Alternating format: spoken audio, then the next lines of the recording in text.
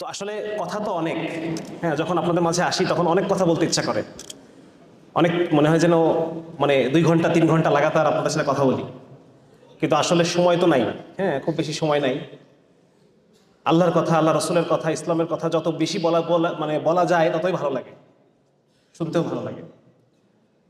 কিন্তু যেহেতু সবকিছুর একটা সময় স্বল্পতা রয়েছে, যার কারণে আমি খুব সংক্ষেপে শেষ করে দিচ্ছি। বাকি আপনাদেরকে এই স্লাইডটা আপনাদের কাছে থাকবে, আপনারা অনুগ্রহ করে আপনারা এটা একবার গো থ্রু করবেন, আপনারা একবার একটু পড়বেন প্রথম থেকে শেষ পর্যন্ত। তো আমাকে যে টপিকটা দেওয়া হয়েছে সেটা হচ্ছে যে একটা আদর্শ সমাজ আমরা কিভাবে বিনির্মাণ করতে পারি। ফার্স্টে আমাদের এটা বুঝতে হবে যে আমরা এখানে প্রত্যেকে আমাদের জীবনের যতটুকু অংশ এই পৃথিবীর বুকে কাটিয়েছি, ততটুকু অংশ থেকে এটা এভিডেন্ট যে nothing is right in this world. এই পৃথিবীতে কোনো কিছু ঠিকভাবে চলছে না, এভরিথিং ইজ রং, ঠিক কি না? এতদিন পর্যন্ত আমরা এখানে বিভিন্ন বয়সী মানুষ আছি, এবং বিভিন্ন বয়সী মানুষ আমরা যতটুকু জীবন কাটিয়েছি ততটুকু থেকে এইটুকু আমরা বুঝতে পারতেছি, অ্যাটলিস্ট যদি আমরা ক্লিয়ার বিবেকের মানুষ হয়ে থাকি, ক্লিয়ার কনসিয়েন্সের মানুষ হয়ে থাকি। ছাত্রলীগ হয়ে থাকলে ভিন্ন কথা। হ্যাঁ, আওয়ামী লীগের লোকজন এখনো বুঝতেছে না যে তারা 16 বছর ধরে কি করছে।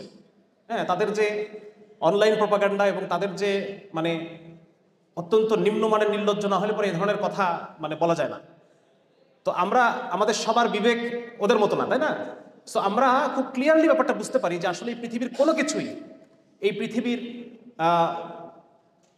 এখন অসুখ বিসুখের পরিমাণ বেশি, হুইচ ইন্ডিকেটস যে মানুষের ব্যক্তি জীবনটা ঠিক নাই। মানুষ যেই ফরম্যাটে তারা নিজের জীবনকে কাটাচ্ছে, যেই চিন্তা চেতনায় তারা জীবনকে কাটাচ্ছে, এটা ঠিক নাই। তাহলে পরে এত অতৃপ্তি, জিজ্ঞেস করেন মানুষকে, প্রত্যেকটা মানুষের মধ্যে আপনি জিজ্ঞেস করলে পাবেন তাদের মধ্যে আপনি আগুন দেখতে পাবেন, আগুন জ্বলতেছে দাও দাও করে। কেউ শান্তিতে নাই, কেউ সুখে নাই। এটা তো আমরা বুঝতে পারি। এবং আপনি হাসপাতালে যান, দেখবেন অসুখ বিসুখে ভরে গেছে। একটা সময় কিন্তু এত ছিল না। হ্যাঁ, বিশেষ করে যারা এখানে উপবিষ্ট আমার সামনে যারা মুরব্বী যারা আছেন, ওনারা এটা ভালো বলতে পারবেন যে একটা সময় এত মানুষের এত অসুখ বিসুখ ছিল না, এত ধরনের অসুখ বিসুখ ছিল না। কিন্তু আজকে এত ধরনের এত অসুখ, এর পিছনে কি কারণ? হ্যাঁ, আপনি দেখতে পাচ্ছেন যে আপনার খাবারে ভেজাল, যেটা মানুষ খায়, যেটা বাচ্চাকে খাওয়ায়, ওষুধের মধ্যে ভেজাল। ইভেন আপনি যে অ্যান্টিবায়োটিক খান, সেখানে খুব দুঃখের বিষয় যে আমরা এটা যখন প্রথম জানি আমি খুব শকড যে কিছু কিছু ফার্মাসিউটিক্যালস তারা দেশের বাইরে ওষুধ রপ্তানি করে এবং তারা 2টা ভার্সন করে। একটা ভার্সন রপ্তানি করার জন্য এইটাতে তারা ডোজ ঠিক মতো দেয়, কারণ ওখানে তো একটা মাপজোক আছে, নাহলে পরে তোরা এটা বাজারে টিকতে পারবে না। আর দেশের বাজারে যেটা আসে সেখানে ডোজ থাকে কম। সুতরাং আপনি যখন একটা অ্যান্টিবায়োটিক 500 মিলিগ্রাম খাচ্ছেন, ওই জীবাণুকে মারতে হলে 500 মিলিগ্রাম লাগবে। কিন্তু আপনি যদি ওই জীবাণুকে 500 না দিয়ে 300 দেন, তাহলে ও মরবে? ও মরবে না, এবং ও আরো শক্তিশালী হবে। হ্যাঁ, what doesn't kill you makes you stronger. সে আরো শক্তিশালী হবে, রেজিস্ট্যান্স তৈরি হবে। ঠিক এই জিনিসটা ঘটতেছে। তাহলে আমাদের খাবারের মধ্যে, বাচ্চাদের খাবারের মধ্যে, আমাদের মানুষের ওষুধের মধ্যে, হ্যাঁ, এটা এর দ্বারা বোঝা যাচ্ছে যে আমরা আসলে ব্যক্তি জীবনে ভালো নাই। 2 নম্বর হচ্ছে ঢাকা শহরে প্রতি ঘন্টায় একটা ডিভোর্স হচ্ছে। এটার দ্বারা আমরা এটাও বুঝতে পারতেছি যে আসলে আমাদের দাদি নানিরা 50 বছর, 60 বছর, 70 বছর সংসার করতেছে, অথচ আজকে 8 বছর প্রেম করার পর 6 মাসও টিকতেছে না সংসার। 8 বছর প্রেম করে বিয়ে করছে, এর বিয়ের পরে 6 মাসও টেকে নেই। তার মানে সামথিং ইজ ভেরি রং, ঠিক কিনা? আমাদের পরিবার ব্যবস্থাপনা ভুলভাবে চলতেছে। আজকে সমাজ বলে কিছু নাই। আজকে একজন বিদেশে আপনি দেখেন, ওয়েস্টার্ন কান্ট্রিগুলোতে দেখেন, সেখানে দেখবেন যে আপনি পাশের ফ্ল্যাটে মরে পড়ে আছে, কিন্তু খবর নাই 2 মাস। যখন পচে গন্ধ বেরোয়েছে তখন খবর হচ্ছে যে পাশের ফ্ল্যাটে একজন মারা গেছে। হ্যাঁ, ওই অবস্থা আজকে আমাদের বাংলাদেশেও। আপনি যদি আপনাদের এলাকায় হয়তো এদিকে এখনো হয়তো সমাজ বা গ্রামীণ পরিবেশে সমাজের ব্যাপারটা এখনো আছে। ঢাকা শহরে সমাজ নাই। ঢাকা শহরে এক ফ্ল্যাটের মানুষ আরেক ফ্ল্যাটের মানুষকে চিনে না। একটা বিল্ডিংয়ে 27টা পরিবার থাকে, সেই 27টা পরিবার একজন আরেকজনকে জানে না, চিনে না। একজন বিপদ আরেকজন আগায় আসে না। আমরা যেহেতু ওয়েস্টের কপি পেস্ট করতেছি হুবহু, সুতরাং ওই একই পরিণতি আমাদেরকে ভোগ করতে হবে। তো যার কারণে আমি যেটা বোঝাতে চাচ্ছি যে কোনো কিছুই আসলে ঠিকভাবে চলতেছে না। হ্যাঁ, আমরা দেখতে পাচ্ছি যে আপনি যদি বিচার ব্যবস্থার কথা চিন্তা করেন, বর্তমানে হাইকোর্টে 16 লক্ষ মামলা ফাইল জমা আছে। এই 16 লক্ষ বাদী যারা বিচার প্রার্থনা করছে, এদের উপর কি জুলুম হয়েছে না হয় নাই বলেন তো? তার মানে এই বিচার ব্যবস্থাটা ঠিক নাই আসলে। এটা ঠিক কেন ঠিক নাই আমি এটা বিস্তারিত আলোচনায় আসতেছি। আমাদেরকে প্রথমে অ্যাকনলেজ করতে হবে যে এই পৃথিবীর নাথিং ইজ গোয়িং রাইট, কোনো কিছু ঠিক নাই। এখন আমরা চিন্তা করি, এখন আমাদের পরবর্তী চিন্তা হচ্ছে অতএব তাহলে আমাদের আদর্শ সমাজ তৈরি করতে হইলে, একটা সুন্দর সমাজ তৈরি করতে হলে আমাদের কি করতে হবে? আমি এখন সে বিষয়ে আস্তে আস্তে ঢুকতেছি। প্রথমে আমরা দেখি যে একটা সমাজের কি কি উপাদান থাকে। একটা সমাজের নির্মাণ করতে হলে এই সমাজের একটা মেটাফিজিক্স লাগে। What is metaphysics? মেটাফিজিক্স হচ্ছে, এটাকে যদি আমি আরও কম্প্রিহেন্সিভলি বলতে চাই, সেটা হচ্ছে আকিদা, বিশ্বাস। কিছু বিশ্বাস আপনার লাগবে, এই বিশ্বাসের ভিত্তির উপরে আপনি এই সমাজকে নির্মাণ করবেন। ফর এক্সাম্পল, আমাদের এখন বর্তমান যে সমাজ আমরা দেখতে পাই, এটার বিশ্বাস, এটার ভিত্তিটা কি? এটার ভিত্তি হচ্ছে সেকুলারিজম। এটার ভিত্তি হচ্ছে যে তোমার ধর্মকে তুমি তোমার জায়গায় রাখো, এইখানে ধর্ম আনা যাবে না। এটার ভিত্তি হচ্ছে এইটা। এটার ভিত্তি হচ্ছে পশ্চিমা যে মানে রাষ্ট্র, মানে পাবলিক স্ফিয়ার এবং প্রাইভেট স্ফিয়ার, এই দুটাকে যে আলাদা করে ফেলা, যে গড, তারপর হচ্ছে ধর্মীয় যে মূল্যবোধগুলো, এইগুলো থাকবে তোমার তোমার ব্যক্তিগত জীবনে, প্রাইভেট স্ফিয়ারে। এটাকে তুমি পাবলিকে আনতে পারবে না। পাবলিকে আল্লাহর কথা বলা যাবে না, বলতে হবে সর্বশক্তিমান। আল্লাহর নাম উচ্চারণ করতে পারবে না, তোমাকে বলতে হবে সৃষ্টিকর্তা, পরম করুণাময় সৃষ্টিকর্তার নামে তোমাকে এই কথাটা বলতে হবে। তুমি বিসমিল্লাহির রহমানির রহিম এখানে আনলে পরে তুমি খ্যাত হয়ে গেলা, তুমি আর তোমার কি বলা যায় এটাকে, প্রগতিশীল থাকলা না তুমি। আচ্ছা না, এটা আমাদের এরকম আছে কিনা কনসেপ্টটা? সো বোঝা যাচ্ছে যে এই জায়গায় আমাদের এখন বর্তমান সমাজ ব্যবস্থা, বর্তমান রাষ্ট্র কাঠামো, বর্তমান সমস্ত কিছু, এটার মূল মানে যে মেটাফিজিক্স বা যেটা বিশ্বাস, যেটা সেটা হচ্ছে যে দুনিয়ার এই দুনিয়ার জীবনের পরে কি হলো না হলো, এটা আমাদের আসলে এত কিছু চিন্তা করার দরকার নেই। হ্যাঁ, অতএব এই দুনিয়ায় আমাকে গাড়ি বাড়ি করতে হবে, লেখাপড়া করতে হবে, গাড়ি ঘোড়া চড়তে হবে, আমাকে এই দুনিয়াতে সুখ ভোগ করতে হবে, এটাই আমার মেটাফিজিক্স, এটা আমার বিশ্বাস। সো এটাকে কেন্দ্র করে বর্তমান সমাজটা নির্মিত। তো একটা সমাজের কি কি লাগে দেখেন, আমি আবার একটু দেখাচ্ছি। এক নম্বর হচ্ছে একটা সমাজের নির্মাণ করতে হলে এটার ভিত্তিতে, বেসমেন্টে একটা মেটাফিজিক্স লাগে, কিছু বিশ্বাস লাগে, আকীদা লাগে। দুই নম্বর হচ্ছে একটা সমাজ তৈরি হয় জ্ঞানের মাধ্যমে। জ্ঞানের মাধ্যমে একটা সমাজ তৈরি হয়, সুতরাং ওই বেসমেন্টের উপরে জ্ঞান লাগবে। হ্যাঁ, এই জ্ঞানের বিভিন্ন পর্যায়ে আছে, সেগুলো আমি আলোচনা করব সামনে। তিন নম্বর হচ্ছে এই সমাজটাকে সুশৃঙ্খল রাখার জন্য সমাজের মানুষের আচরণকে নিয়ন্ত্রণ করার বিভিন্ন প্রক্রিয়া প্রয়োজন আমাদের। কি কি প্রক্রিয়া দেখেন এখানে আমি লিখছি। একটা হচ্ছে আইন প্রয়োজন, এটা আইনের দ্বারা আমরা মানুষের আচরণকে নিয়ন্ত্রণ করি। শিক্ষা প্রয়োজন, যেটার দ্বারা আমরা মানুষকে আচরণ নিয়ন্ত্রণ করব। এবং একটা নৈতিক কাঠামো প্রয়োজন, যেটার দ্বারা আমরা মানুষের আচরণকে নিয়ন্ত্রণ করব। কারণ সমাজ মানে কি, এখানে অনেক মানুষ একসাথে আছে, ঠিক কিনা? সুতরাং এখানে সবাই যে যার ইচ্ছা মতো সেটা করতে পারবে না, সুতরাং এখানে আচরণকে নিয়ন্ত্রণ করার দরকার হবে। তারপর হচ্ছে এই সমাজের মানুষের অর্থনৈতিক লেনদেনের জন্য একটা অর্থ ব্যবস্থা প্রয়োজন হবে, ঠিক আছে? পাঁচ নম্বর হচ্ছে এই সমাজের একটা বিকাশ স্থল আছে। এখানে যে নতুন যে জেনারেশনগুলো আসবে, তাদের পারিবারিক পরিবেশে, তারা পরিবারের মধ্যে শিশু বিকশিত হয়, আমরা জানি। পরিবার, সমাজ, এই জায়গাটার আমাদের একটা সুষ্ঠু বিকাশ স্থল প্রয়োজন, এবং একটা শাসন প্রয়োজন, একটা শাসন ব্যবস্থা প্রয়োজন, রাষ্ট্র প্রয়োজন এবং সংস্কৃতি প্রয়োজন। এই কয়টা উপাদান আমরা একটা সমাজের আমরা ধরে নিতে পারি যে এই কয়টা উপাদান প্রয়োজন আমার। এখন আমরা দেখি ইসলাম আমাকে কি দেয়। সবার একটা জিনিস বলে, একটা হাদিস বলি আমি, সেটা হচ্ছে রাসূলুল্লাহ সাল্লাল্লাহু আলাইহি ওয়াসাল্লামের হাদিস, যে এই দিন, ইসলাম হচ্ছে দিন, এই দিন হচ্ছে ফিতরতের দিন। এই দিন কিসের দিন? ফিতরত। ফিতরত মানে কি? ফিতরত মানে হচ্ছে ফাতারা, ফাতারা থেকে আসছে। ফাতারা মানে হচ্ছে সৃষ্টি করা।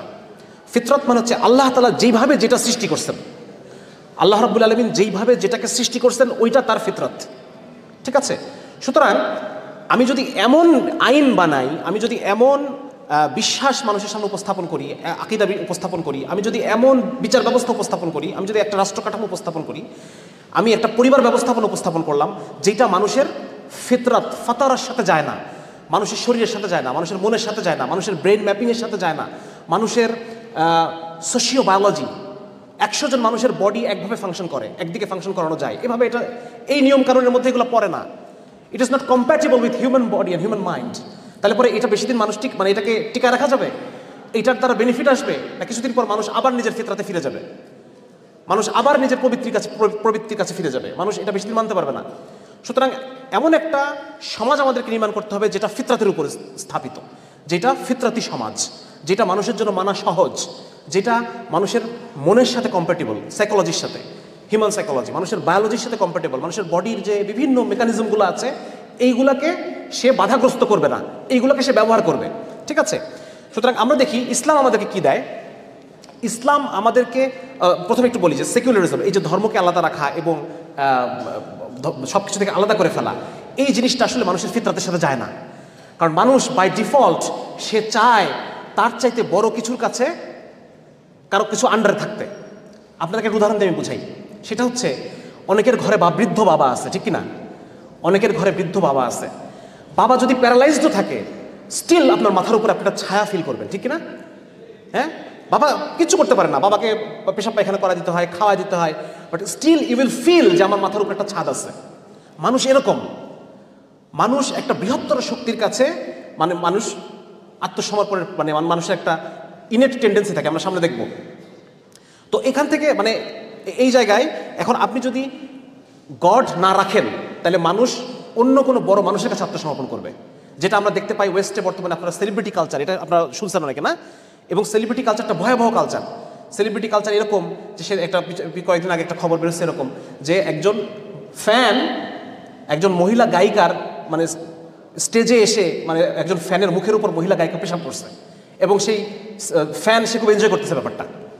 কিছু আগে একটা ঘটনা ঘটছে। তাদের সেলিব্রিটি ওয়ারশিপটা ওই পর্যায়ে চলে গেছে। তো সুতরাং এটা একটা বিষয়। ইসলাম আমাকে কি দেয়? ইসলাম আমাকে এমন একটা আকীদা দেয় যেখানে এমন একজন সত্তার কাছে আমাকে মাথা নত করতে বলে যিনি সমস্ত কিছু থেকে পবিত্র। তাওহীদের সবচেয়ে অন্যান্য ধর্মের সাথে ইসলামের মূল মানে ফারাকের জায়গাটা হচ্ছে অন্যান্য ধর্ম স্রষ্টাকে কলুষিত করে ফেলে, স্রষ্টাকে মানুষ বানায় ফেলে, স্রষ্টাকে মানে মানে ডিগ্রেড করে, ডাউনগ্রেড করে স্রষ্টাকে। কিন্তু ইসলাম স্রষ্টাকে সব কিছু থেকে উপরে রাখে, এবং এইরকম একজন সত্তার কাছে আত্মসমর্পণ করতে চাওয়া এটা মানুষের ফিতরাত। ঠিক আছে? যেমন এই যে এখানে আমি কিছু জিনিস লিখছি, যেমন স্রষ্টা সৃষ্টির সাথে মেশেন না, সৃষ্টি স্রষ্টার মধ্যে মেশে না। এই তাহলে কি জিনিসটা কতটা ভেজাল মুক্ত, কতটা বিশুদ্ধ। ইসলাম আপনাকে সবচেয়ে বিশুদ্ধ স্রষ্টা, মানে স্রষ্টার সবচেয়ে বিশুদ্ধ পরিচয় ইসলাম আপনাকে দিবে, যার কাছে একজন মানুষ হিসেবে আপনি আত্মসমর্পণ করতে লজ্জাবোধ করবেন না। একজন মানুষ হিসেবে তার সামনে আত্মসমর্পণ করাটা আপনার কাছে গৌরবের হবে। এরকম একটা সত্তার সন্ধান ইসলাম আপনাকে দেয়। আমরা বলি সুবহানাল্লাহ, এটার মানে কি? আল্লাহ রাব্বুল আলামিন সব কিছু থেকে পবিত্র, সকল পবিত্রতা আল্লাহর। আল্লাহ তাআলা মানুষের যত সীমাবদ্ধতা আছে এগুলো থেকে আল্লাহ তাআলা পবিত্র। সুতরাং ইসলাম আপনার প্রথম মেসেজ হচ্ছে যে তুমি এমন একজন সত্তার কাছে নিজেকে সমর্পণ করো, একক এবং অদ্বিতীয়, এবং তার জ্ঞানকে তুমি মেনে নাও। তুমি তার জ্ঞানকে মেনে নাও, তার সামনে তুমি আত্মসমর্পণ করো। হ্যাঁ, এটার মধ্যে তোমার শান্তি। এবং মানুষ এই সৃষ্টির এই সত্তার কাছে আত্মসমর্পণ করতে মানুষ মানে কোনো বাধা, ভিতরগত কোনো বাধা সে পাবে না। এত বড় সে, এত পবিত্র সে। সুতরাং এটা একটা জিনিস আমাদেরকে একটা মেটাফিজিক্স দেয়। আমি এখানে কয়েকটা রিসার্চ নিয়ে আসছি, আপনারা দেখেন। বেশ কয়েকজন রিসার্চার, অধ্যাপক জাস্টিন ব্যারেট, তারপর হচ্ছে আরও কয়েকটা রিসার্চ আছে, ডেবোরা কেলম্যান, পল ব্লুম এবং সাইকোলজিস্ট অলিভেরা পেট্রোভিচ। তাদের কথা, তারা রিসার্চ করছে শিশুদের উপরে, শিশু যারা এখনও দুনিয়ার কিছু বুঝে উঠতে পারে নাই। এবং তারা প্রতিটা রিসার্চে তারা একই ধরনের রেজাল্ট তারা পাচ্ছে। তারা বলতে চাচ্ছে যে শিশুরা, বাচ্চাদেরকে যখন জিজ্ঞাসা করা হয়েছে যে এই গাড়ি কে বানাইছে, বলতেছে গাড়ি চাচ্চুরা বানাইছে। এই বাড়িঘর কে বানাইছে? চাচ্চুরা বানাইছে। তাহলে এই আকাশটা কে বানালো বা পাহাড়গুলো কে বানালো?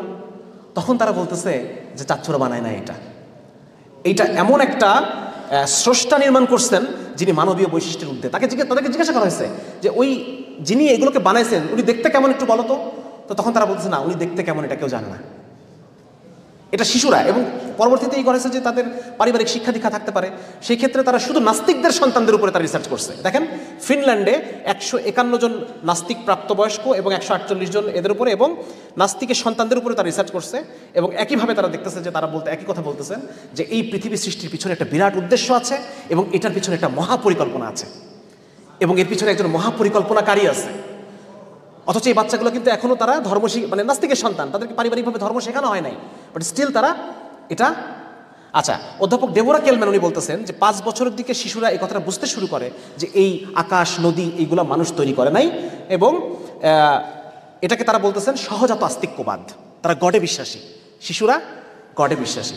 তারপর হচ্ছে আরেকটা জিনিস এখানে আমরা দেখতে পারি যে তারা বলতে চাচ্ছেন যে নাস্তিকতা যেটা, এটা বরং আরোপিত, আর স্রষ্টায় বিশ্বাস এটাই মানুষ। আপনি যদি 10টা মানুষকে কোনো একটা দ্বীপে রেখে আসেন সারা দুনিয়া থেকে বিচ্ছিন্ন, তাহলে তারা আস্তিক হবে না নাস্তিক হবে? ওনারা বলতেছেন যে তারা আস্তিক হবে, তারা নাস্তিক হবে না। সুতরাং এটা আমরা বুঝতে পারলাম যে এই যে একটা স্রষ্টায় বিশ্বাস, এইটা আমাদের ডিএনএ ব্লুপ্রিন্টের মধ্যে এটা মানে এনগ্রেভড, এটা ইমপ্রিন্টেড। এটাকে আপনি যদি জোর করে এটাকে বাদ দিয়ে চেষ্টা করেন, এইটার অন্য ম্যানিফেস্টেশন হবে, সেলিব্রিটি ওয়ার্শিপ হবে। সে মানুষের দয়ার উপরে সে আস্থা রাখবে, এবং মানুষ তাকে দিয়ে প্রতারণা করবে। মানুষ তো গডের মতো কখনো হতে পারে না, পারে? হ্যাঁ, আল্লাহ যেরকম কারো উপর জুলুম করেন না, ইনসাফ করেন, মানুষ তো এটা পারে না। ঠিক আছে? সুতরাং এইটা আমরা বুঝতে পারলাম। 2 নম্বর হচ্ছে যে এই নতুন সমাজ যেটা আমরা বিনির্মাণ করতে চাই, এটার জন্য আমাদের একটা জ্ঞান প্রয়োজন। বর্তমানে যে জ্ঞান, সেই জ্ঞানটা হচ্ছে বিশেষ করে আমাদের ভার্সিটিগুলোতে যেভাবে ওয়েস্টার্ন ভার্সিটি অনুকরণে গঠিত, এই জ্ঞানটা হচ্ছে সেকুলারাইজড জ্ঞান, বা নির্ধর্মীকৃত জ্ঞান, এখানে ধর্মের কোনো স্থান নেই। ঠিক আছে, ধর্মকে জ্ঞান থেকে আলাদা করে ফেলা হয়েছে এবং বলা হয়েছে ধর্মীয় জ্ঞান আসলে কোনো জ্ঞান না, বরং মানুষ তার মানব জ্ঞান যেটা, হ্যাঁ, হিউম্যানিস্টিক অ্যাটিটিউড, মানুষের জ্ঞান, মানুষের কল্যাণ, এটাই মূল ফোকাস। মানুষ যা আবিষ্কার করবে, ট্রায়াল করবে, এরর করবে, ট্রায়াল করবে, এরর করবে, এটাকে তারা বলতেছেন জ্ঞান। তো এর ফলে যে প্রবলেমটা হয়েছে, আপনারা যদি কখনো দর্শন পড়েন আপনারা দেখবেন যে কোনো লাগাম নাই, যার যেরকম ইচ্ছা সে সেটাই বলে যাচ্ছে, এবং এই দর্শনের দ্বারা কোনো কনক্লুশনে আসা যাচ্ছে না। মানুষের জন্য কোনো ফ্রুটফুল কোনো একটা সিদ্ধান্ত আপনি দিবেন, এটা আপনি দিতে পারতেছেন না। সায়েন্স, আজকে সায়েন্সের কথা যদি বলি, সারা পৃথিবী নষ্ট হচ্ছে কিসের কারণে বলেন তো? ইনডিসক্রিমিনেট ইউজ অফ সায়েন্স, নাকি? হ্যাঁ, আজকে যে গ্লোবাল ওয়ার্মিং বলেন, আজকে নদীগুলো নষ্ট হচ্ছে, আজকে প্রতি বছরে 100টা করে প্রাণী প্রজাতি পৃথিবী থেকে বিলুপ্ত হয়ে যাচ্ছে, আজকে ধনী আরো ধনী হচ্ছে, গরিব আরো গরিব হচ্ছে। এই পুরো জিনিসটা কিভাবে হচ্ছে? কারণ সায়েন্সকে কোনো ইথিক্যাল মডেলের আন্ডারে আনা যায় নাই। সায়েন্সকে এই ব্যবসায়ীরা, ক্যাপিটালিস্টরা, তারা নিজেদের ইচ্ছা মতো ব্যবহার করতেছে। হ্যাঁ, এখানে কার কি ক্ষতি হলো, কার কি গেল আসলো, কোন প্রাণী মরে গেল, কোন নদী নষ্ট হইলো, হ্যাঁ, কোন মানুষের কি ক্ষতি হলো, এগুলো কিচ্ছু দেখার সময় তাদের নাই। তাদের দরকার মুনাফা, তাদের দরকার পুঁজিবাদ, মুনাফা চাই সবসময়। সুতরাং এই জ্ঞান আমরা আলটিমেটলি বুঝতে পারলাম যে এই যে জ্ঞানকে যে আমরা ধর্মীয় নৈতিকতা থেকে আলাদা করে ফেলছি, এটা মানব জাতির জন্য কল্যাণ বয়ে আনে নাই, মানব জাতির জন্য অকল্যাণ বয়ে নিয়ে আসছে। এবং এইভাবে যদি চলতে থাকে আলটিমেটলি মানব জাতি শেষ হয়ে যাবে। কারণ ইউরোপে এখন সন্তান জন্মদানের হার এত কম যে তাদের কলকারখানাগুলো শূন্য হয়ে গেছে। এখন তাদের মিডল ইস্ট থেকে তাদেরকে এখন অভিবাসী নেওয়া লাগতেছে কলকারখানা চালানোর জন্য। হ্যাঁ, তাদের এখন কম। হাঙ্গেরিতে প্রণোদনা দিয়ে মানুষকে বিয়ে করাতে পারতেছে না। জাপানে বলতেছে তোমরা সন্তান উৎপাদন করো, তোমরা একসাথে থাকো, যে কোনোভাবে তারা নারী পুরুষ মেলামেশাকে প্রমোট করার চেষ্টা করতেছে। কিন্তু জাপানি পুরুষরাও রাজি না, মেয়েরাও রাজি না। মেয়েরা চাকরি বাকরি করবে, পুরুষরা ডল ইত্যাদি প্রভৃতি জিনিস নিয়ে তারা আছে। এগুলো নিয়ে আর্টিকেল আছে, আমি এগুলো কিন্তু বানানোর কথা বলতেছি, সব আর্টিকেল পাবেন আপনারা। সুতরাং আমাদের এই সেকুলারাইজড জ্ঞান আমাকে ওই জিনিস দিতে পারে নাই, যেটা একটা আদর্শ সমাজের জন্য দরকার। আপনারা দেখবেন এই যে আওয়ামী লীগের আমলে যে চুরি, ছ্যাঁচড়ামি আর যে দুর্নীতি, এটা অশিক্ষিত মানুষ করছে না শিক্ষিত মানুষ করছে? তাহলে এই জ্ঞান কিভাবে আমাকে ভালো মানুষ দিল আপনাকে বলেন? শুধু আওয়ামী লীগ বলে না, শুধু আওয়ামী লীগ বলে না, আপনি এটা সবসময় এই জিনিস পাবেন যে শিক্ষিত মানুষের দ্বারা অশিক্ষিত মানুষের তুলনায় শিক্ষিত মানুষের দ্বারা আকাম কুকাম বেশি হয়। তাহলে এই জ্ঞান তো আমাকে ওই সমাজ দিতে পারতেছে না।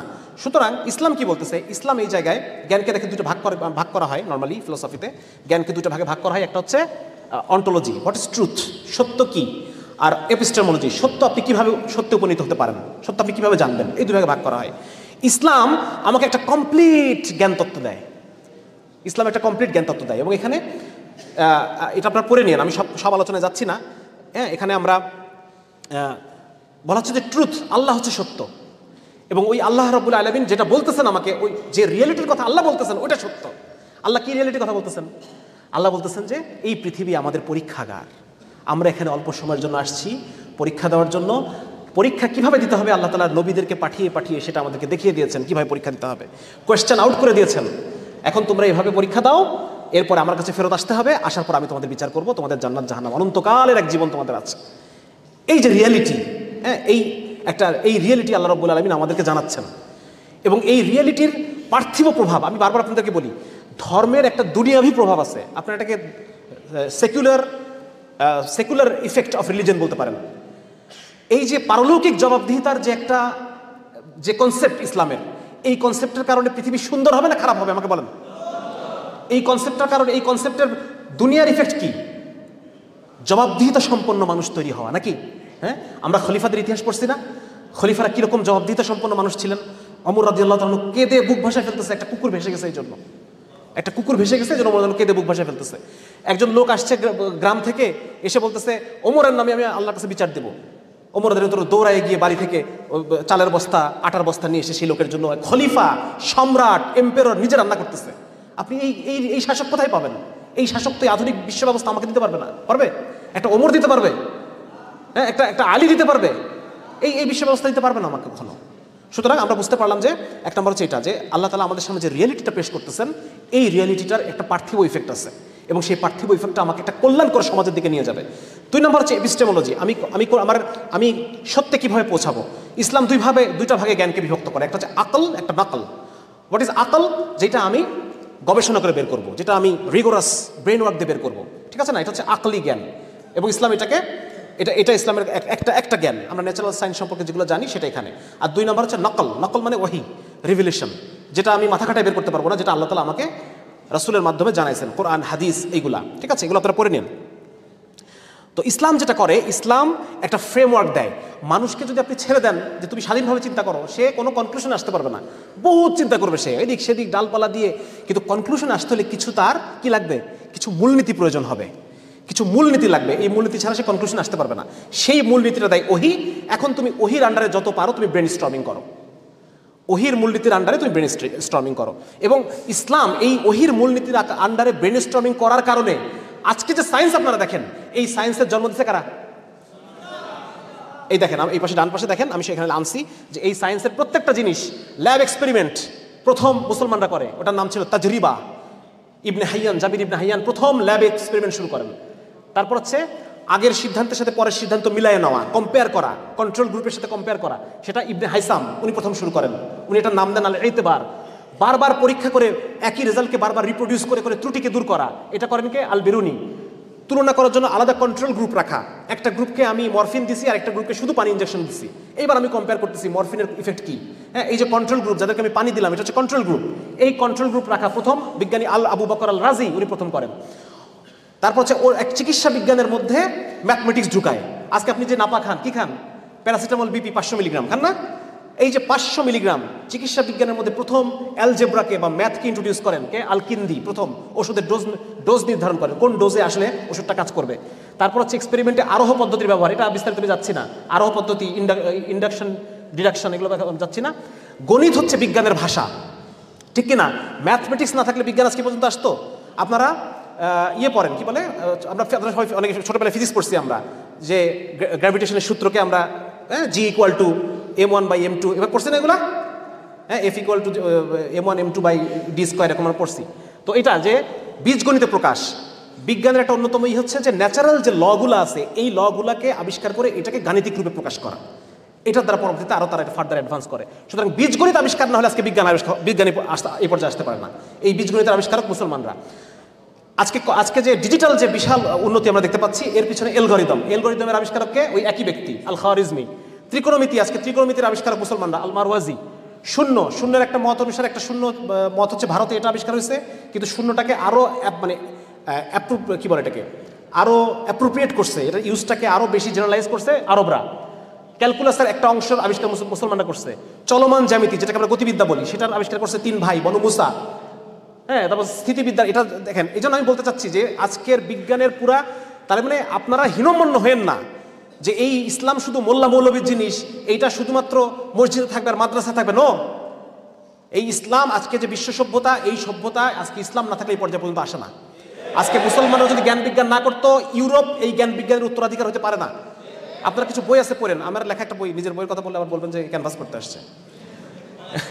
কাঠগড়া, আমার একটা বই আছে কাঠগড়া, এই বইটা আপনারা পড়লে পরে কিভাবে মুসলমানরা জ্ঞান বিজ্ঞান করছে, এইটা কিভাবে ইউরোপে ট্রান্সফার হয়েছে, হ্যাঁ, সেখানে অনুবাদ, বিশাল এক অনুবাদ যজ্ঞের মধ্য দিয়ে এটা ট্রান্সফার হয়েছে, কয়েকটা শহরে হয়েছে, এগুলো আপনারা জানতে পারবেন। বিস্তারিত আলোচনায় গেলাম না। তো এই হচ্ছে মোটামুটি যে আমরা কিভাবে সত্যে পৌঁছাতে পারি। এই যে ইবনে সিনা উনি বলছেন যে আমরা কিভাবে সত্যে পৌঁছাতে পারি, আমরা যুক্তি এবং রিসার্চ দুটাকে মিলে আমরা সত্যে পৌঁছাবো। সুতরাং ইসলাম আমাকে একটা কমপ্লিট জ্ঞান তত্ত্ব দেয়, আমার অন্য কারো দ্বারস্থ হওয়া দরকার নেই, আমার হীনমন্য হওয়ার দরকার নাই। ইউরোপের কাছে আমরা হীনমন্য না, ঠিক কি না? আচ্ছা, আরেকটা হচ্ছে নকলি জ্ঞান। আমি যেটা বলছিলাম যে ওহী, আমাদের মধ্যে একটা খুব চলে আসছে যে আমরা কোরআন মানবো, হাদিস মানবো না। অথচ এখানে আমি দেখানোর চেষ্টা করছি যে আমাদের যারা আলেমরা যারা ছিলেন, পূর্ববর্তী আলেমরা, তারা কত স্ক্রুটিনাইজ করছেন হাদিসকে যাচাই বাছাই করার জন্য, তারা একটা পদ্ধতি ডেভেলপ করছেন, হাদিস মেথোডোলজি। এইটা এত সূক্ষ্ম যে যারা পশ্চিমা অমুসলিম যারা প্রাচ্যবিদ, তারা পর্যন্ত এটার প্রশংসা করতে বাধ্য হচ্ছে, যেটা এত সূক্ষ্ম। এবং এটা আমার ডাবল স্টার 3 একটা বই আছে, ওইখানে আমি একটা গল্প লিখছি যে ইসলামের যে তথ্য সংরক্ষণ পদ্ধতি, এইটা নিয়ে আমি একটা আলোচনা করছি যে এখানে এই ইসলামের তথ্য সংরক্ষণ পদ্ধতিতে আপনি যদি বিশ্বাস না রাখেন, পৃথিবীর কোনো ইতিহাসে বিশ্বাস করার রাইট আপনি রাখেন না। কারণ কোনো ইতিহাস ইসলামের কোরআনের মতো হাদিস যেভাবে সংরক্ষণ হয়েছে, তারপর হচ্ছে ফিকহ যেভাবে সংরক্ষণ হয়েছে, এত পদ্ধতিগতভাবে কোনো কিছু সংরক্ষণ হয় না। সব কিছু হেয়ারসে, মুখে মুখে শুনে শুনে মানুষ, হিস্ট্রিওগ্রাফাররা হিস্ট্রি লেখে, কিন্তু এইটাকে যাচাই বাছাই করা, মানে ফার্দার আরও বাদ দেওয়া, যাচাই করা, বাছাই করা, এটার সুযোগ থাকে না। এই জন্য দেখেন প্রাচ্যবিদ স্প্রেঙ্গার বলছেন যে মুসলমানরা এই হাদিস মেথোডোলজি যাচাই মানে তৈরি করতে গিয়ে 5 লক্ষ মানুষের জীবনী লিখছে। কত? জাস্ট ক্যান ইউ ইমাজিন যে 5 লক্ষ মানুষের জীবনী তারা কালেকশন করছে। এই যে কিছু বইয়ের আমি আনছি 80 খণ্ড, 90 খণ্ড, 60 খণ্ড মানুষের জীবনী। আপনি যদি দেখেন যে একটা হাদিসের কারা কারা বর্ণনা করছে, এই কারাদের জীবনী সব সংরক্ষিত আছে। আপনি চেক করে নিতে পারবেন যে এই লোকটা কেমন ছিল, সত্যবাদী না মিথ্যাবাদী, এর স্মৃতি ভালো ছিল না স্মৃতিভ্রষ্ট ছিল, সব কিছু এভাবে যাচাই করার সুযোগ রয়েছে। আর পশ্চিমা বিশ্ব যে জ্ঞানতত্ত্ব আমাদেরকে দেয় সেটা হচ্ছে রেনেসা হয়ে, এনলাইটেনমেন্ট হয়ে, মডার্নিটি হয়ে আজকে পোস্ট মডার্নিজমে তারা পা রেখেছে। এবং এই জায়গায় তারা মূলত ধর্মটাকে, এই দেখেন আমি এখানে আনার চেষ্টা করছি, আরেকটা বই আমার আছে অবাধ্যতার ইতিহাস। এটা যদি আপনারা কেউ পড়ে থাকেন হয়তো এটা বুঝবেন যে কীভাবে আমি দেখানোর চেষ্টা করছি যে কীভাবে আমরা অবাধ্য হলাম। একটা সময় তো আমরা আল্লাহকে মানতাম, ঠিক আছে না, কিন্তু আজকে কেন আমরা আল্লাহকে ছেড়ে দিলাম, আল্লাহ এবং তার রাসূলকে সব জায়গা থেকে বের করে দিলাম। এই যে অবাধ্যতার ইতিহাস, হ্যাঁ, ইউরোপের যে একটা সময় ইউরোপ খ্রিস্টান ধর্ম দ্বারা প্রভাবিত ছিল, ইউরোপের তাদের নিজস্ব অভিজ্ঞতাকে তারা মুসলমান বিশ্বের উপর চাপাই দিছে। তাদের খ্রিস্টান ধর্ম ছিল তাদের গলার কাটা, আর আমাদের ইসলাম ছিল আমাদের মাথার মুকুট। একই সময়ে, একই টাইম ফ্রেমে তারা যখন খ্রিস্টবাদের কারণে তারা যখন অন্ধকারাচ্ছন্ন যুগ কাটাচ্ছে, আমরা তখন ইসলামের কারণে সবচাইতে স্বর্ণযুগ কাটাচ্ছি। সুতরাং ওরা বুঝছে যে ধর্ম যেহেতু আমাদেরকে এভাবে করছে, আমাদের সাথে খারাপ ব্যবহার করছে, অতএব মুসলমানরাও নিশ্চয় ধর্মের কারণে কষ্টে আছে, সুতরাং আমাদের সলিউশনটা মুসলমানদের উপর চাপাইতাম। এবং উপনিবেশী আমলে তারা এই কাজটাই করছে, হ্যাঁ, যার কারণে আজকে আমরা অবাধ্য হয়েছি, আজকে আমরা আল্লাহর নজর থেকে পড়ে গেছি। যাই হোক, তো এটা হচ্ছে ওদের জ্ঞানতত্ত্বের যে ধারা, এটা আমি দেখার চেষ্টা করছি। আলোচনা তো অনেক, আসলে আপনারা বিরক্ত হচ্ছেন?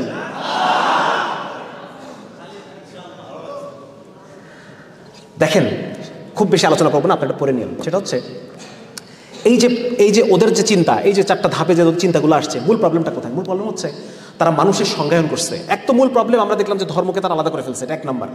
2 নাম্বার হচ্ছে অবশ্য খ্রিস্টান ধর্ম যে অবস্থা করছে ইউরোপের, আলাদা না করে উপায় ছিল না তাদের সলিউশন ওটাই ছিল।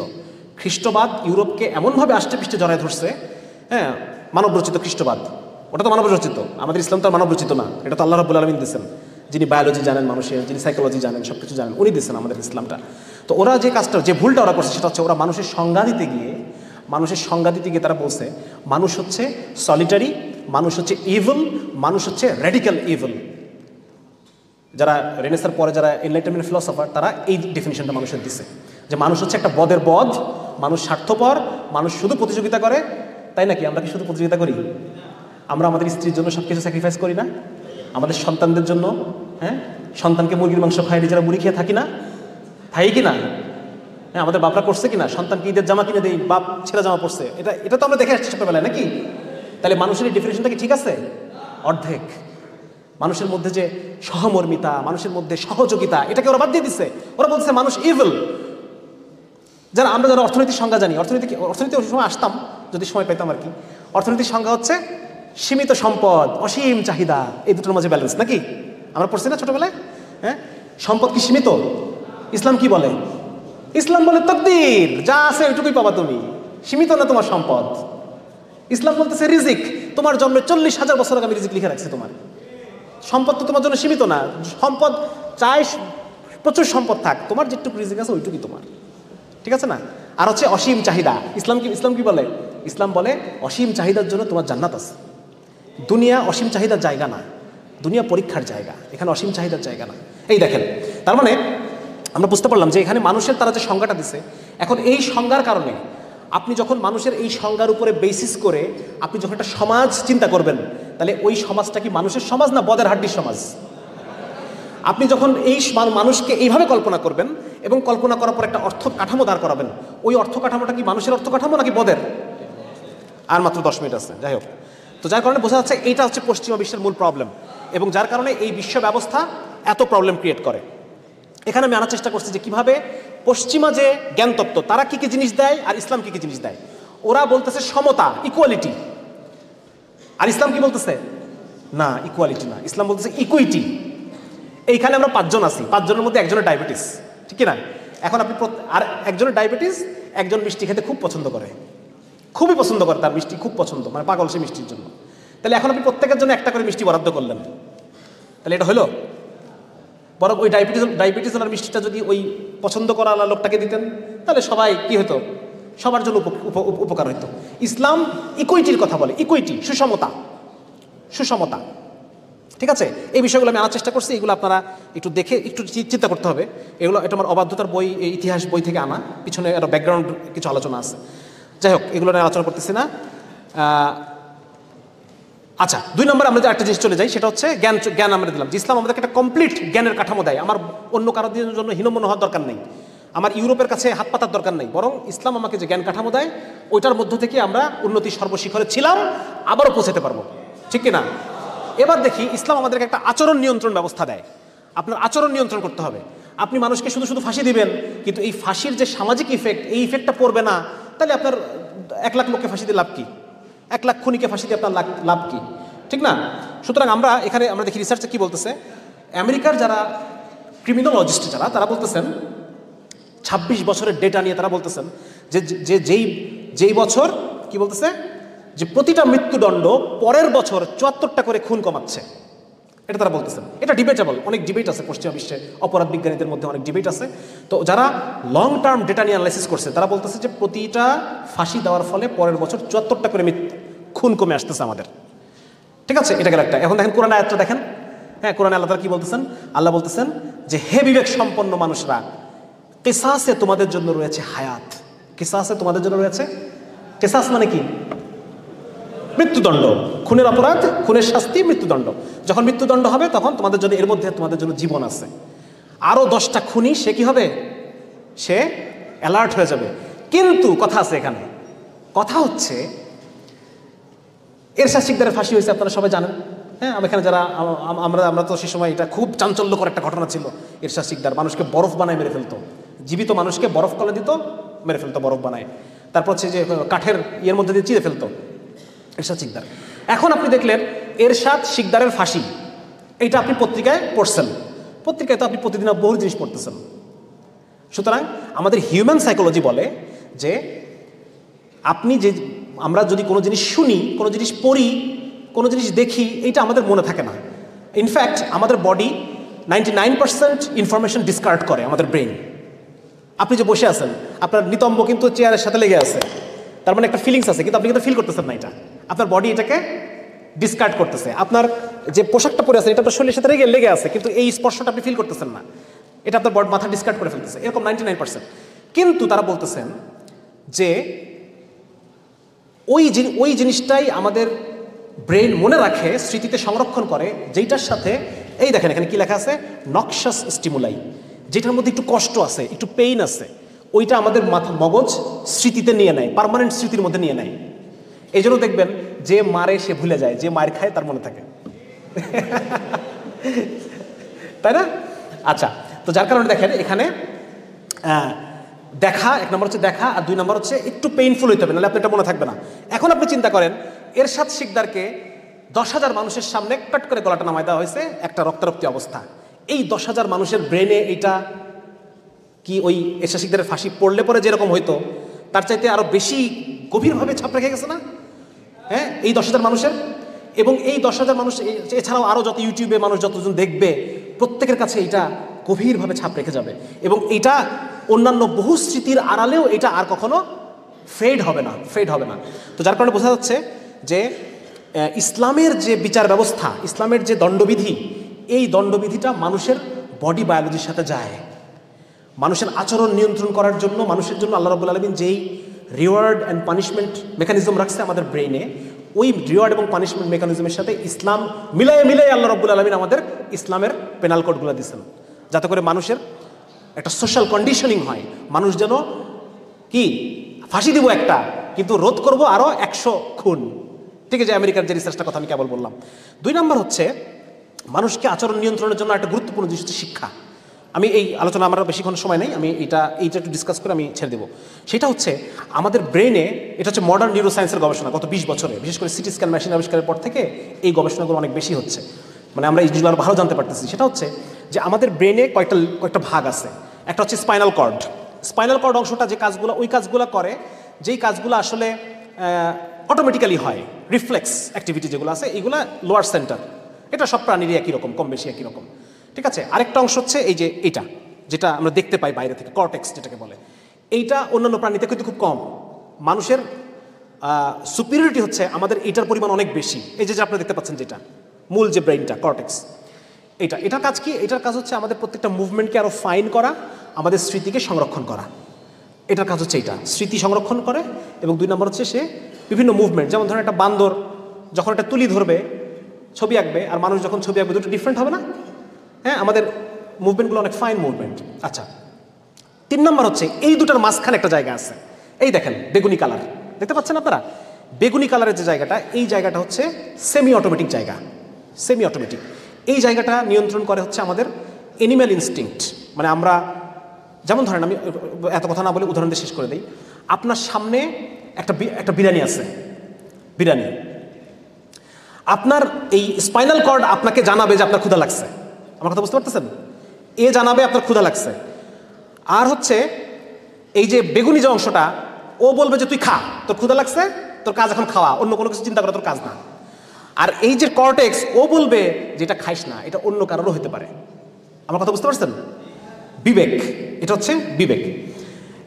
কিন্তু প্রবলেম হচ্ছে যে ধরেন একটা ইনফরমেশন আপনার বিবেকে আছে, এইটা বেশি কার্যকর হবে নাকি যে ইনফরমেশনটা আপনার সেমি অটোমেটিক জায়গায় আছে ওইটা বেশি কার্যকর হবে? যেটা সেমি অটোমেটিক, যেটা করার জন্য আপনাকে চিন্তা করতে হচ্ছে না। আমার কথা বুঝতে পারছেন? কর্টেক্সের যে ইনফরমেশনটা আছে, এইটা অ্যাপ্লাই করার জন্য আপনাকে চিন্তা করতে হয়, আপনাকে প্রসেসিং করে তারপর সিদ্ধান্ত আসতে হয়। আর এই বেগুনি জায়গায় যে ইনফরমেশনগুলো আপনার থাকবে, সেইটার জন্য আপনাকে চিন্তা করতে হবে না। যেমন ধরেন আপনি জঙ্গলের মধ্যে হাঁটতেছেন, হাঁটতে হাঁটতে হঠাৎ করে সিংহ চলে আসছে। এখন আপনি চিন্তা করতেছেন, এটা কি বাঘ না সিংহ? এটা কি আফ্রিকান সিংহ না ইন্ডিয়ান সিংহ? এইটা কি পুরুষ না মেয়ে? এইটার কি মানে আপনি বিভিন্ন চিন্তা করতেছেন। এত চিন্তা করার টাইম আছে আপনার? হ্যাঁ, আপনি তখন কি, আপনার কাজ কি? আপনি তখন পিছনে ঘুরবেন, দৌড় দিবেন, সামনে গাছ পেলে পট করে উঠে পড়বেন নাকি? এই যে যে অচিন্তিত কাজ, এই কাজটা করে এই বেগুনি অংশটা। সুতরাং আমাদের এই সুচিন্তিত জায়গায় যে ইনফরমেশনগুলো আছে, এই ইনফরমেশনগুলোকে যদি আমরা রিপিটেডলি করার মাধ্যমে, বলার মাধ্যমে, শোনার মাধ্যমে, বারবার আমার কানের কাছে এটা বাজতেছে, আমি এটা পারফর্ম করতেছি, আমি অন্যজনকে বলতেছি, লিপ মুভমেন্ট, হ্যান্ড মুভমেন্ট, বিভিন্ন মুভমেন্টের মধ্যে দিয়ে এই ইনফরমেশনটাকে ওই বেগুনি জায়গায় নেওয়া যায়। আমার কথা বুঝতে পারছেন না কি বলতেছি আমি? বেগুনি জায়গায় থাকে হচ্ছে রেডি তথ্য। এখন ধর্মকে আমরা রেখে দিছি এই জায়গায়, যে তুমি যখন মসজিদে থাকবা তখন ধর্ম করবা, মসজিদ থেকে বাইরে হলে ধর্ম আর করবা না। সচেতন জায়গায় রেখে দিছি, সচেতনভাবে করি, সচেতনভাবে রেখে আসি। ধর্মকে আমরা এই জায়গায় নিয়ে গেছি। কিন্তু ধর্মটাকে যদি আমরা আমাদের ডে টু লাইফ প্র্যাকটিসে, অফিসে ধর্ম, স্কুলে ধর্ম, শিক্ষা ব্যবস্থায় ধর্ম, ইসলাম শিক্ষা বই পড়তেছে সেখানেও ধর্ম, ফিজিক্স পড়তেছে সেখানেও ধর্ম, সেখানে মুসলিম বিজ্ঞানীদের কথা আছে। তারপর হচ্ছে আপনার কেমিস্ট্রি পড়তেছে সেখানেও ইসলাম, সেখানেও ধর্ম। এই যে এইটার মধ্য দিয়ে মানুষের যে শিক্ষাটা, হ্যাঁ, এই শিক্ষাটাকে ওই কন্ট্রোলের জায়গায় নেওয়া যেত। তার মানে আমি যেটা বলতে চাচ্ছি, বর্তমান সেকুলার শিক্ষা ব্যবস্থা মানুষের নিউরোসায়েন্সের যে মেকানিজম, মানুষের কন্ট্রোলিং মেকানিজম, এটার সাথে যায় না। বরং ধর্মকে যদি আমরা সব মানে সেকুলার না রেখে সবখানে আনতে পারতাম ইসলামকে, তাহলে পরে আমাদের ইসলামের যে ব্রেক সিস্টেম বা ইসলামের যে বিহেভিয়ার কন্ট্রোলিং মেকানিজম, সেটা চলে আসতো অটোমেটিক। তখন আপনাকে চিন্তা করে ঘুষ খাবো না এটা চিন্তা করতে হতো না, সে অটোমেটিক্যালি কাজটা করতো।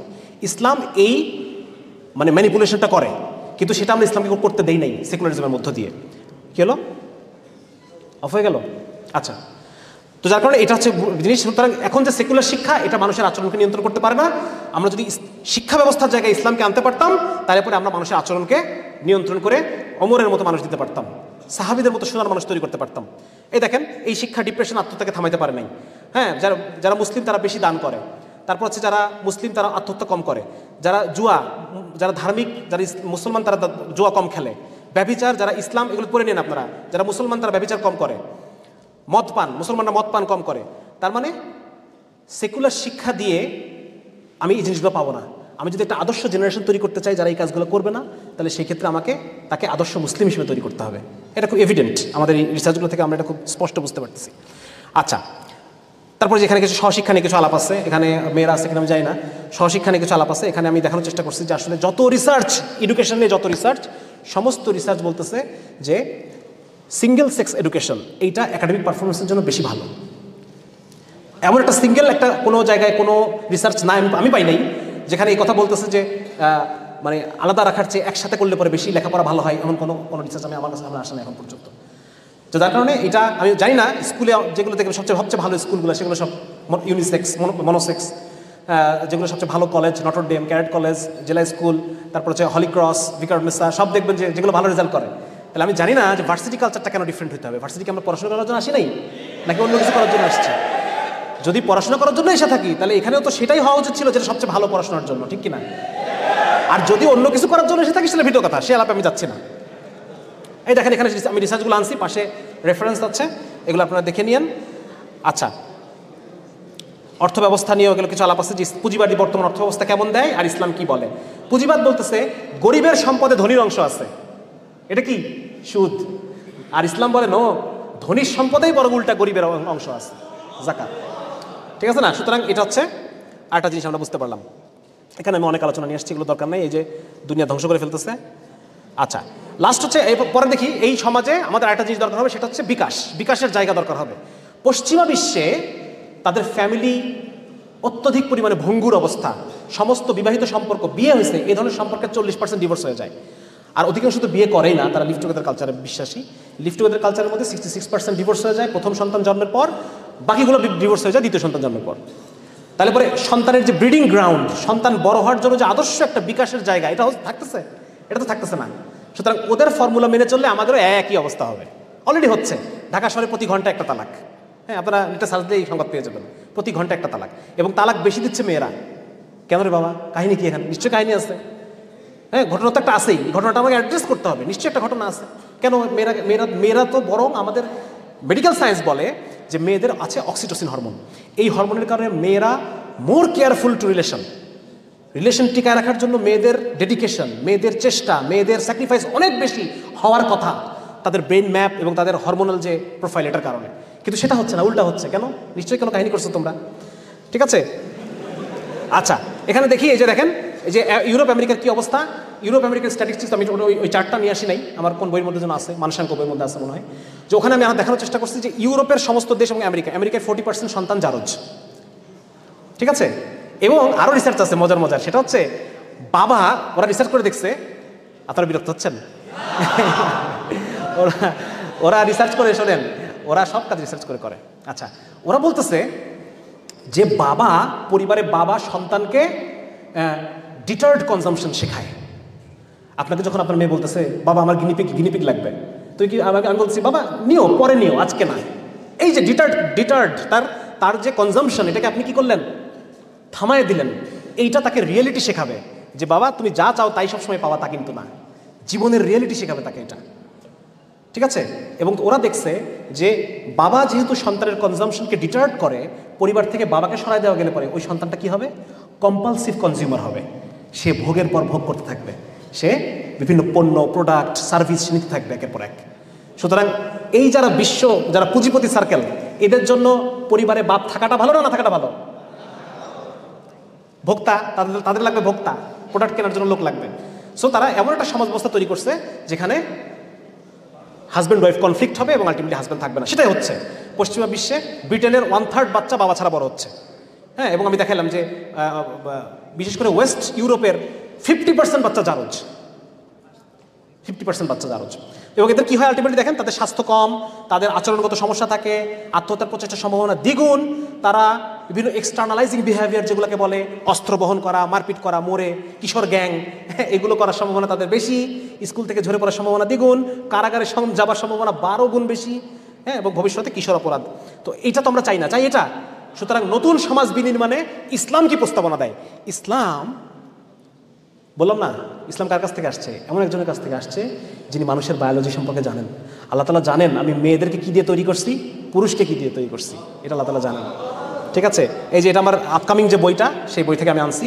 এটা বইটার নাম হচ্ছে এই অবেলায় বইটা হচ্ছে যারা স্কুল কলেজ ভার্সিটিতে পড়ে তাদের জন্য। তারা কি কি প্রবলেম ফেস করে তাদের লাইফে, সেটা আমি আনার চেষ্টা করছি। ছেলে এবং মেয়ে, এই আমরা যে দুইটা মানে উপাদান মানব জাতির, আমরা মানুষ হলেও আমাদের সব কিছু ভিন্ন। আমাদের বডি স্ট্রাকচার, আমাদের ভিতরের হরমোনাল প্রোফাইল, আমাদের ব্রেনের বিভিন্ন স্ট্রাকচার অ্যান্ড ম্যাপিং সব ভিন্ন। আমি এখানে আনছি, আপনার পড়ে নিন। হ্যাঁ, সেখানে সবই ভিন্ন। এখানে ইকুয়ালিটির কোনো সুযোগ নাই। এবং আল্লাহ রাব্বুল আলামিন যেহেতু উনি এটাকে সৃষ্টি করছেন, উনি ওইভাবে করে ইকুয়াল রাখেন নাই। আল্লাহ তাআলা সুষম করে দিচ্ছেন।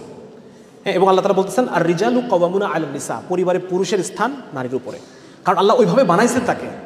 Female are more submissive due to their brain mapping and their hormonal profile and male they are dominating.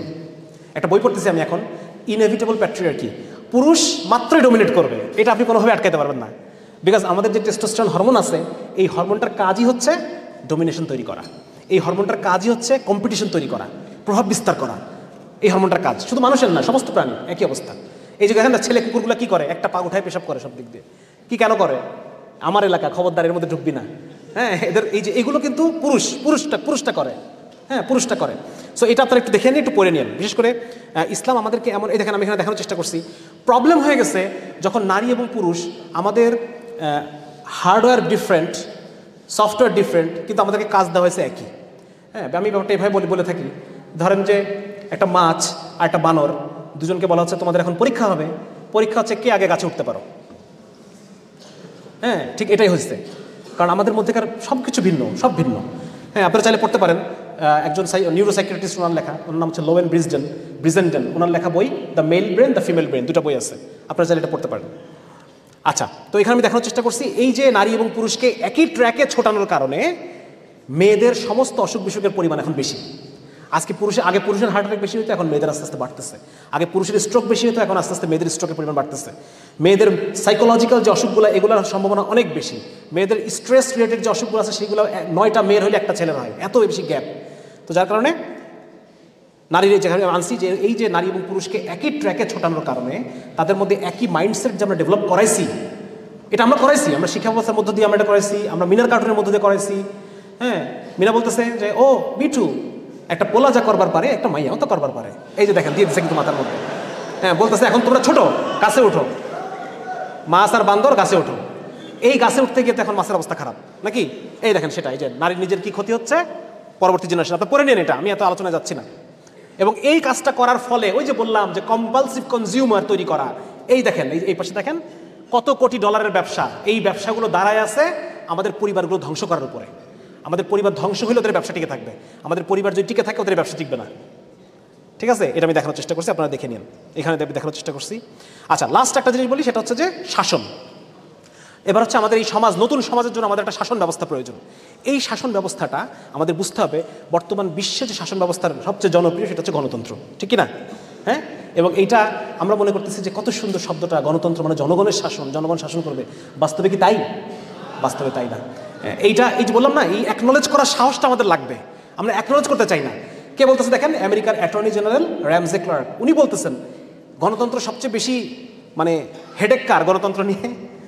আমেরিকার, ঠিক না? তার এত গণতন্ত্র হয়ে গেছে যে সে অন্যান্য দেশে গণতন্ত্র বেচতেছে নাকি, জোর করে। তুই গণতন্ত্র দিবি মানে তুই নিবি না তো বাপ নিবে, জোর করে গণতন্ত্র দিয়ে বেড়াচ্ছে সবখানে, ঠিক না? আচ্ছা, তো এটা দেখেন কি বলতেছে, উনি বলতেছে যে আমেরিকান ডেমোক্রেসি সম্পর্কে তিনি বলছে, this not democracy, this is a plutocracy. Plutocracy মানে বণিকতন্ত্র, এটা বণিকরা চালায়, by the capitalist for the capitalist of the capitalist, এটা ওরা চালায়। একটা উদাহরণ দিই, যেমন ধরেন করোনার টাইমে ওই সময় আপনারা জানেন যে সমস্ত গার্মেন্টস বন্ধ ছিল, একটা সংস্থার চাপে গার্মেন্টসগুলো খুলে দেওয়া হয়েছে। স্বাস্থ্য মন্ত্রণালয় বলছে সব বন্ধ রাখেন, কিন্তু গার্মেন্টসগুলো খুলে দেওয়া হয়েছিল। বলতে পারেন সেই সংস্থাটার নাম কি? বাংলাদেশের সংস্থা, বিজিএমই। হ্যাঁ, রাইট। হ্যাঁ, তার মানে ওরা যা বলে, ওরা যেভাবে বলবে সেভাবে দেশটা চলবে। এটা শুধু আমেরিকার ক্ষেত্রে যদি সত্য হয়, বাংলাদেশের ক্ষেত্রে আরও সত্য। হ্যাঁ, এটা তাই, আপনারা যদি একটু বাস্তবে ঘাটেন, এটা ওয়েস্টার্ন ক্রিটিক, প্রচুর ক্রিটিক আছে, ঠিক আছে? বরং আমি কি বলতেছি দেখেন, ইসলাম আমাদেরকে এমন একটা শাসন ব্যবস্থার কথা বলে, যেই শাসন ব্যবস্থাটা আপনারা মানে এটা বলতে গেলে তো এটা নিজেই একটা 2-2.5 ঘন্টার লেকচার। আমি শুধু এইটুকু বলতে চাই যে এরিস্টটল এবং প্লেটো একটা আদর্শ রাষ্ট্রের কথা বলছিল, আদর্শ রাষ্ট্র। হ্যাঁ, এবং তার সাগরেদ এরিস্টটল উনি বলছেন যে আপনার আদর্শ রাষ্ট্র মাস্টার এগুলো আসলে প্র্যাকটিক্যালি পসিবল না, ওসব বাদ দেন। প্র্যাকটিক্যালি যেটা পসিবল সেটা হচ্ছে আমার এই পলিটি। উনি একটা প্রায়োগিক রাষ্ট্র কাঠামো নিয়ে আসে। দেখেন কি বলতেছে, আমি আপনাদের দেখাই। উনি বলতেছেন সাধারণ শিক্ষায় শিক্ষিত জনগণ, সমস্ত জনগণের জন্য একটা কমন লেভেল অফ জ্ঞান থাকবে। সেটা কি? এই দেখেন, ফরজ পরিমাণে ইলম, দেখছেন? 2 নম্বর হচ্ছে জনগণ হবে সামরিক চরিত্রের, ইসলামে জিহাদ ফরজ। 3 নম্বর হচ্ছে ন্যায়ের সাধারণ মানসম্পন্ন জনগণের মধ্যে একটা লেভেল থাকবে ন্যায়ের, এটাকে আমরা তাকওয়া বলতেছি, ঠিক না? এখানে কতিপয়তন্ত্রও থাকবে, গণতন্ত্রের উপাদানও থাকবে। জনগণের একটা অনুমোদনও থাকবে, যেটাকে আমরা বলছি বায়াত, হ্যাঁ, আমাদের খেলাফতের বায়াত আছে, আর কতিপয়তন্ত্র, মানে কয়েকজন ব্রেনি মানুষ দেশটা চালাবে, এটাকে আমরা ইসলাম বলতেছি শুরা। সবাই তো দেশ চালানোর উপযোগী না। তারপর হচ্ছে পদ গ্রহণে আগ্রহ কম থাকতে হবে, ঠিক আছে। আমাদের রাসূল সাল্লাল্লাহু আলাইহি ওয়াসাল্লাম হাদিস, যে নেতৃত্ব চায় তাকে নেতৃত্ব দিও না।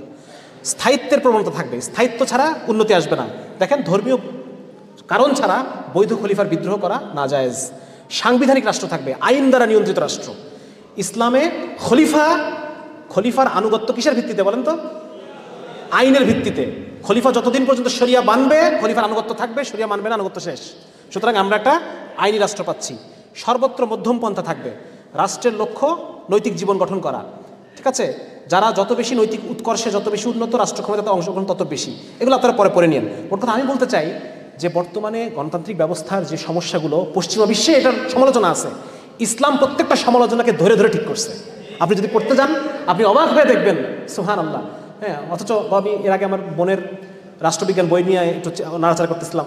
ওখানে দেখলাম ওরা বলতেছে এই যে রোমান, যে গ্রিক নগর রাষ্ট্র, রোমান কিছু রাষ্ট্রনীতি তত্ত্ববিদ, সিসেরো, এদের কথাবার্তা, এরপরে একবারে 1500 সাল, 1000 সাল, 1500 সালে ম্যাকিয়াভেলি দ্য প্রিন্স লিখছে।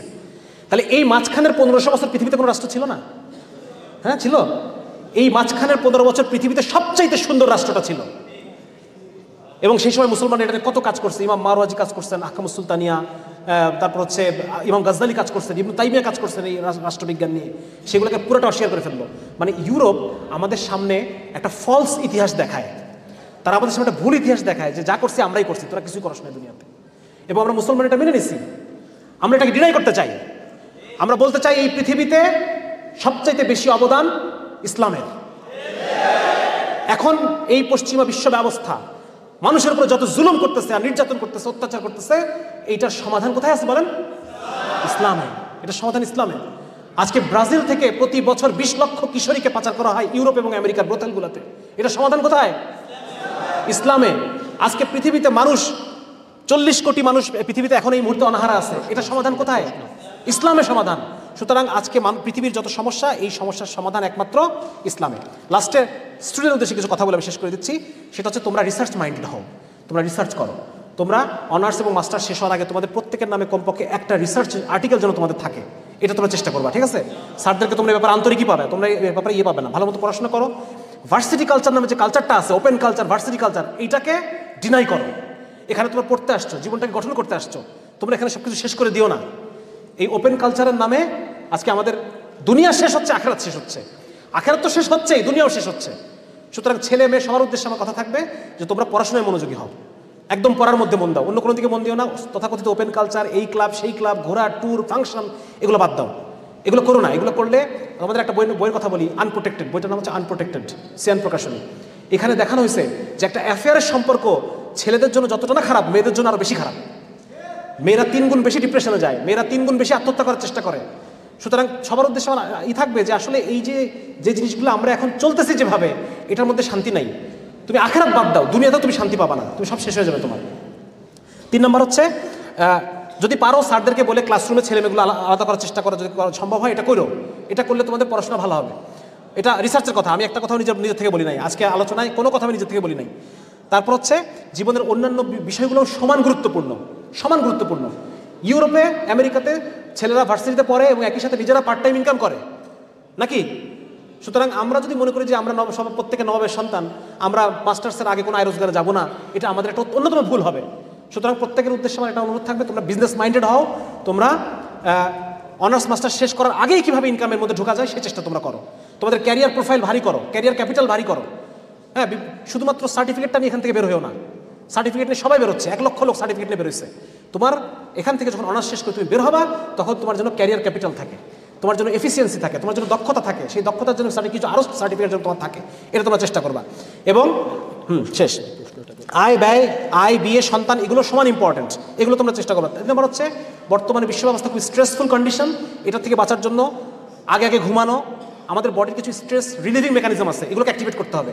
যেমন নামাজ পড়া, যেমন জিকির আজগার করা, যেমন সামাজিক কাজ করা, দাওয়াতি কাজ করা, আমাদের যে খেলাধুলা করা, জিম করা, এগুলো তোমরা করো।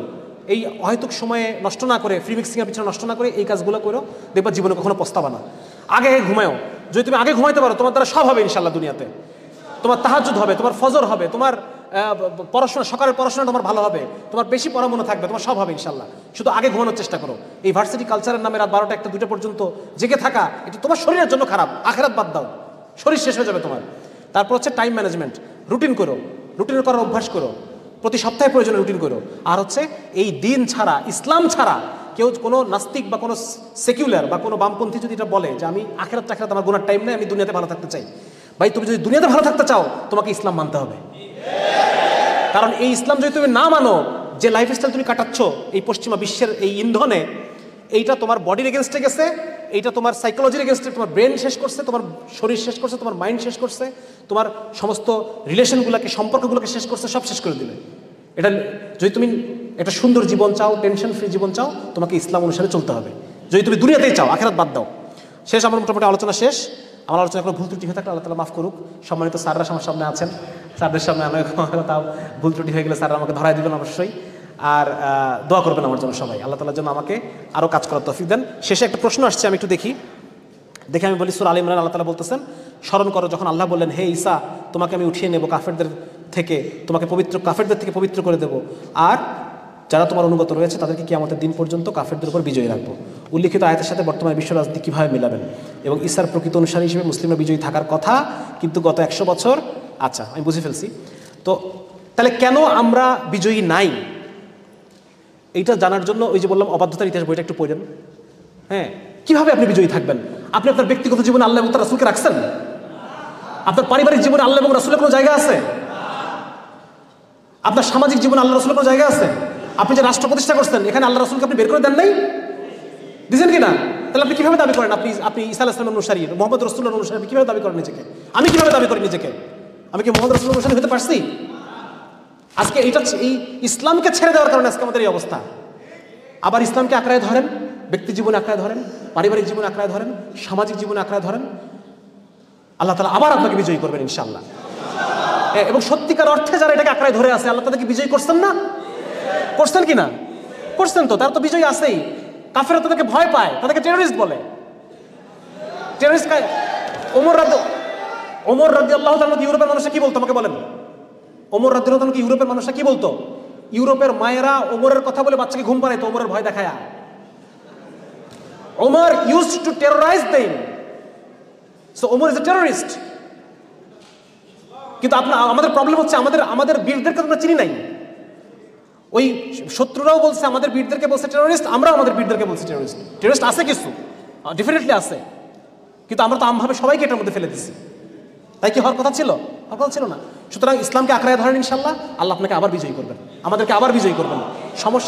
সমস্যা হচ্ছে ইসলামের কমিটমেন্টে। আজকে আমাদের কমিটমেন্ট নেই আল্লাহর সাথে। লাস্টে আপনাদের আরেকটা জিনিস পড়তে বলবো, আপনারা একটু ইকবালের শিকওয়া এবং জবাবে শিকওয়া, এই দুটা কবিতা যদি কারো যদি পড়েন, বিষয়টা সুন্দরভাবে বুঝতে পারবেন। খুব একটা ভালো অনুবাদ আমার কাছে, মানে আমার পয়েন্ট, আমি শেষে নিজে অনুবাদ করা শুরু করছি নিজের মতো করে, নিজের স্যাটিসফ্যাকশনের জন্য। হয়তো অনুবাদটা সামনে শিগগিরই আমি হয়তো বা অনলাইনে পাবলিশ করে দেবো, আপনারা হয়তো বা পড়লে জিনিসটা আরও হৃদয়ঙ্গম করতে পারবেন ইনশাল্লাহ। সুতরাং আলোচনা অনেক হয়ে গেলো, সবার কাছে ক্ষমা চাচ্ছি। আমি আসলে অনেক লম্বা আলোচনা করে ফেলছি, আমার পরে রফিক ভাই আলোচনা করবে। তবে এখানে শেষ করতেছি। আসসালামু আলাইকুম ওয়া রাহমাতুল্লাহি ওয়া বারাকাতুহু।